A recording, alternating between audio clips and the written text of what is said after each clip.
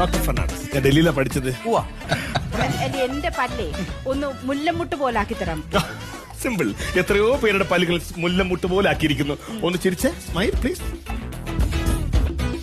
എന്നാടി ഞാൻ പെണ്ണുകാണാൻ വന്നപ്പോ ഇരുന്ന് നക്ഷത്രം പറിച്ചതുപോലെ ഇങ്ങോട്ട് നോക്കി ചിരിക്ക്.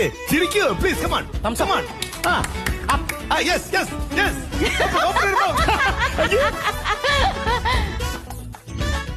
രണ്ട് കെട്ടിയിട്ടുണ്ടല്ലേ? ആ എങ്ങനെ? രണ്ട് കെട്ടിയിട്ടുണ്ട്. ആ എടി അന്ന് പെണ്ണ് കാണാൻ വന്നപ്പോ ഞാൻ നിന്നോട് ചോദിച്ചതാണ് നിനക്ക് ഇതിനു മുമ്പ് വല്ല ലൈൻ ഉണ്ടോ, കെട്ടിയതാണെന്ന് ഞാൻ ചോദിച്ചപ്പോ അന്ന് ഇവള് പറഞ്ഞില്ല.